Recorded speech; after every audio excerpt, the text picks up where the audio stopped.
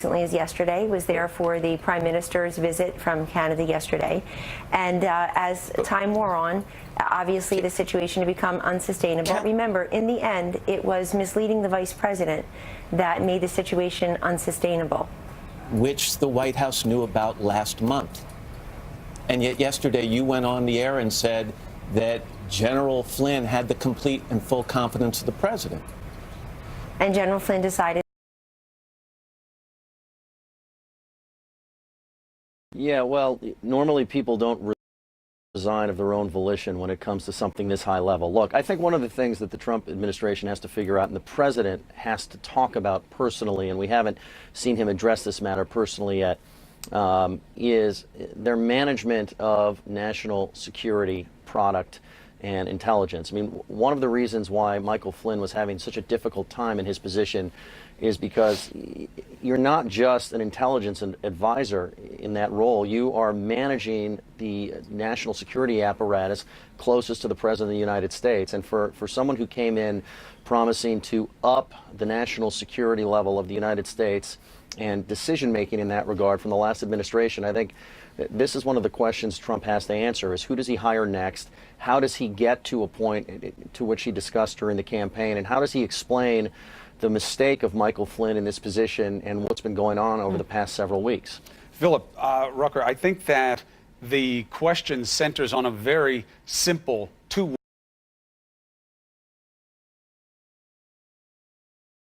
doing, and not just about this one phone call in at the end of December about sanctions. This was part of an appeasement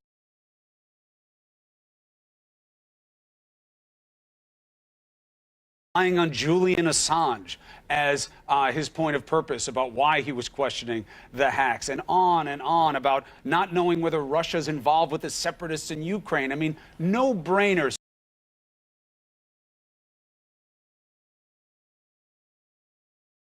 Same page with Flynn in this campaign of appeasement of a Russian understandable issue here with this White House is we don't know what the stance with Russia is going to. There was the relationship with Paul Manafort over the course of the campaign, and now there's this Flynn controversy here. And the other point of who knew speaks to the credibility issue for Flynn. He clearly misled the vice president. He may have lied intentionally to the vice president. You know, I'm not in Flynn's head. I can't determine whether it's misleading or lying. But the vice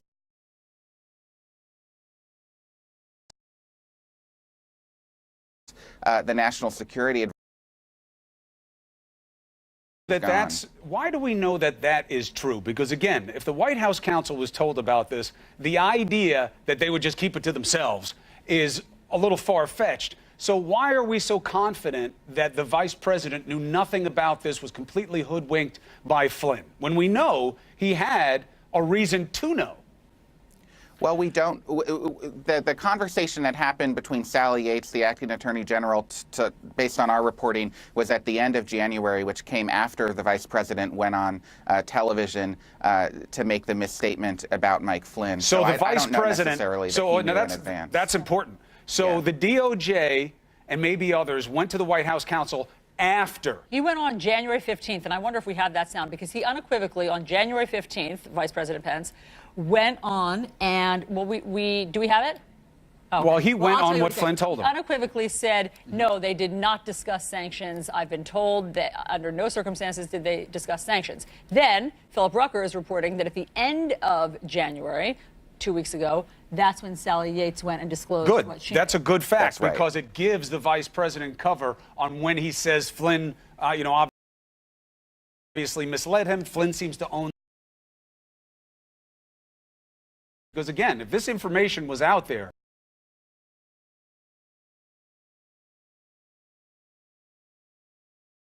for what was said, that those conversations that happened to occur around the time that the United States took action to expel diplomats had nothing whatsoever to do with those sanctions. Now, he said by him, he's talking about Michael Flynn. So, Philip, that's what gives you the confidence that that part of the story is acceptable on its face at this point, that the vice president didn't have any reason to know anything else.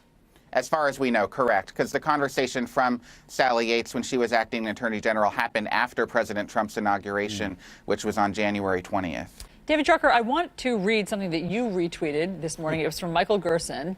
It's an excerpt of an op-ed that he wrote yesterday. He, of course, was the former top aide to President George W. Bush, where he's talking about sort of what we are to make of this and what's going on in the White House if there's a larger shifting sands at play. He says, with the real National Security Council badly weakened by the travails of the National Security Advisor, it seems that Bannon is developing a shadow NSC to serve his well-developed nationalist agenda. What is that what we think is going on behind the scenes? Well, I don't think there's much doubt that Steve Bannon has a lot of influence over the president. The president trusts him, and that Steve Bannon's vision for U.S. domestic and foreign policy is more oriented towards nationalism rather than sort of the U.S. As an internationalist leader. And whenever you have one part of the White House weakened, particularly in a White House like this, and even the last one where so much power is centralized in the White House and away from the cabinet agencies, it can give particular advisors a lot of power. And we saw this, by the way, during the Trump campaign, where you would have competing power centers. And on occasion, you'd have one power center on the outs and another one moving in and taking, control of the power vacuum. And what we still don't know is exactly where Trump wants to go when it comes to issues like foreign policy and national security. On the one hand, he has said a lot of things that differ from past administrations, Republican and Democrat, when it relates to NATO, our position in Asia, and things of that matter. And yet we just saw him host the Japanese Prime Minister, thank the Japanese Prime Minister for hosting the U.S. military 180 degrees away from things he said during the campaign. And so I think it remains to be seen exactly what the president wants. Hey, David, you know what you hear? Listen to this. Do you hear that?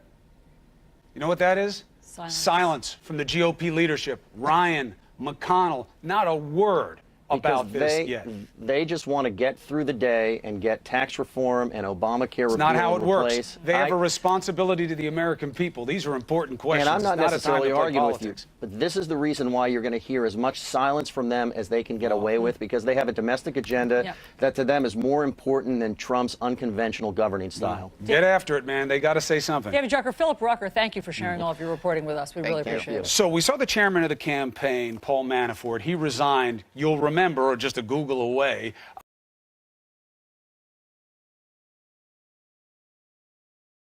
Flynn, again, Russia. Between that ever. We have information next.